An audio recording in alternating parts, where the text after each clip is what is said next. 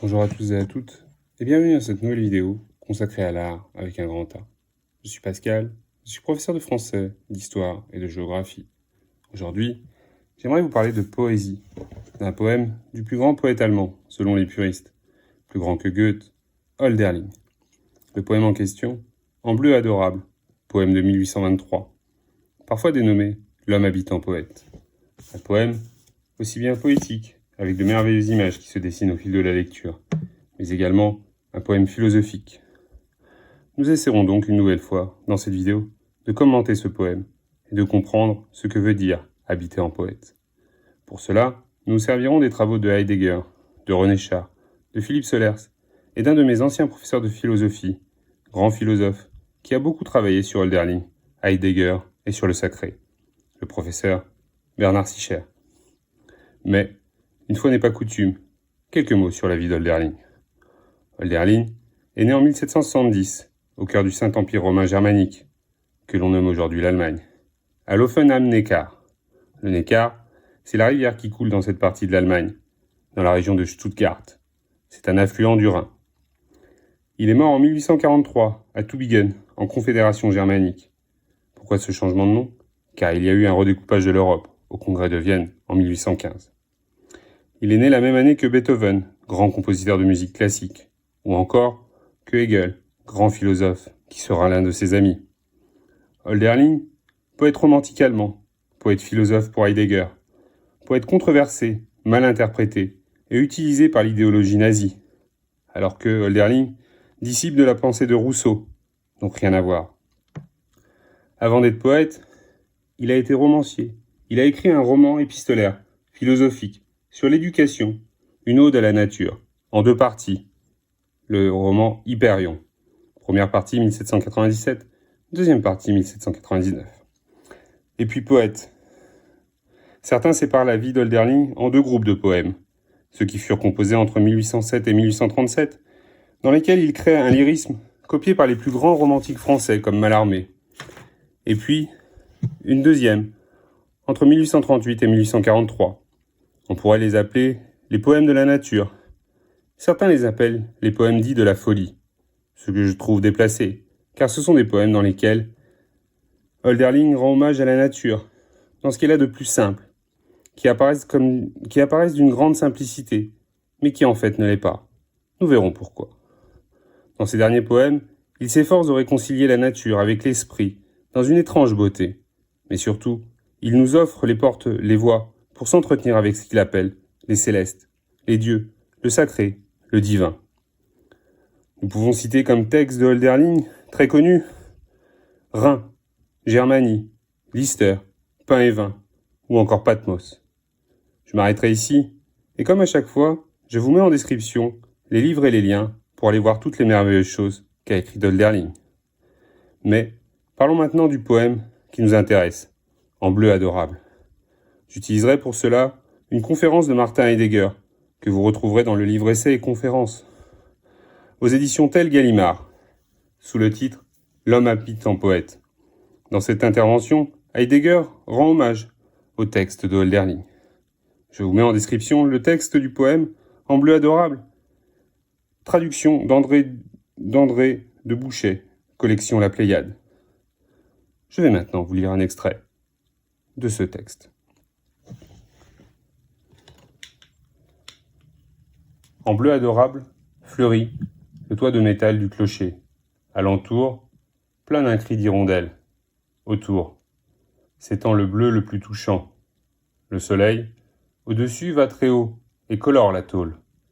Mais silencieuse, là-haut, dans le vent, crie la girouette.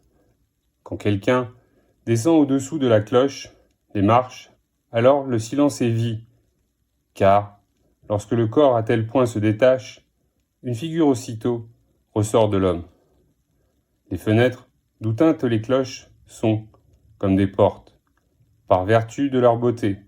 Oui, les portes, encore étant de la nature. Elles sont à l'image des arbres de la forêt, mais la pureté est, elle, beauté aussi. Du départ, au-dedans, naît un esprit sévère. Si simples sont les images, si saintes, que parfois on a peur. En vérité, elle, ici, de les décrire. Mais les célestes, qui sont toujours bons, du tout, comme riches, ont-elles retenu, et la joie. L'homme, et cela peut les imiter. Un homme, quand la vie n'est que fatigue, un homme peut-il regarder en haut et dire « Tel aussi voudrais-je être ». Oui, tant que dans son cœur dure la bienveillance, toujours pure. L'homme peut aller avec le divin se mesurer, non sans bonheur. Dieu est-il inconnu? Est-il, comme le ciel, évident? Je le croirais plutôt. Telle est la mesure de l'homme. Riche en mérite, mais poétiquement toujours. Sur terre habite l'homme. Mais l'ombre de la nuit, avec les étoiles, n'est plus pure, si j'ose le dire, que l'homme, qu'il faut appeler une image de Dieu. Est-il sur terre une mesure? Il n'en est aucune. Jamais monde, du Créateur, n'a suspendu le cours du tonnerre. Elle-même, une fleur est belle, parce qu'elle fleurit sous le soleil. Souvent l'œil trouve en cette vie des créatures qu'il serait plus beau de nommer encore que les fleurs. Oh, comme je le sais, car à saigner de son cœur, à de son corps et au cœur même de n'être plus entier. Dieu a-t-il plaisir? Mais l'âme doit demeurer, je le crois, pure, sinon de la toute-puissance avec ses ailes approche, l'aigle, avec la louange de son chant et la voix de tant d'oiseaux.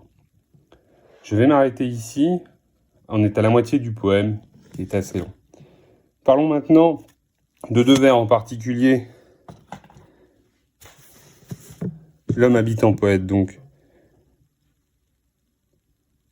Nous avons lu donc les deux vers qui font le titre de la conférence. Riche en mérite, mais poétiquement toujours, sur terre habite l'homme. Le texte débute par « En bleu adorable fleurit le toit de métal du clocher » ou « brille le clocher au toit de métal » selon les versions. Cette première parole nous invite à la précaution et à la liberté de la parole.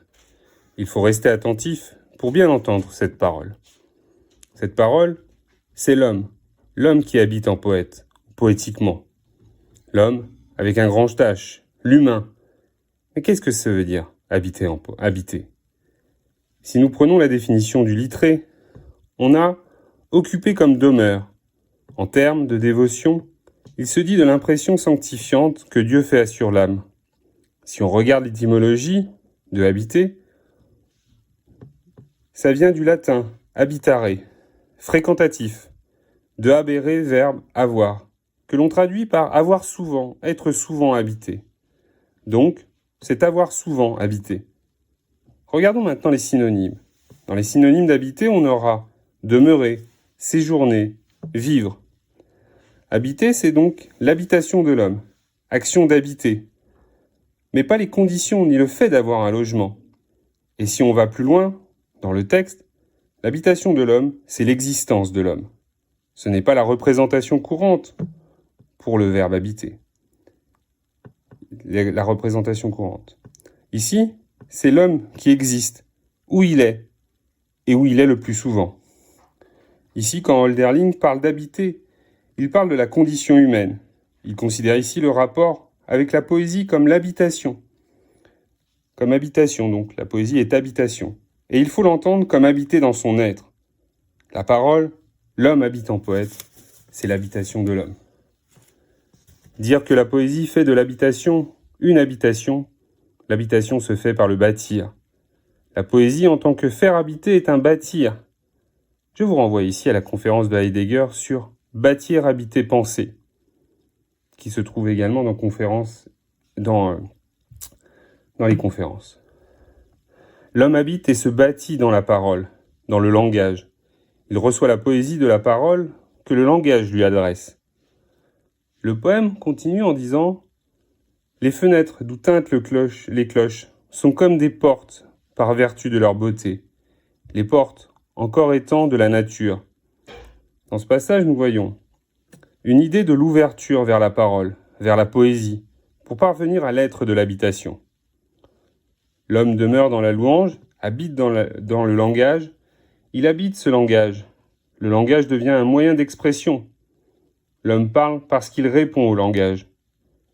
L'homme nous dit, le texte est riche en mérite.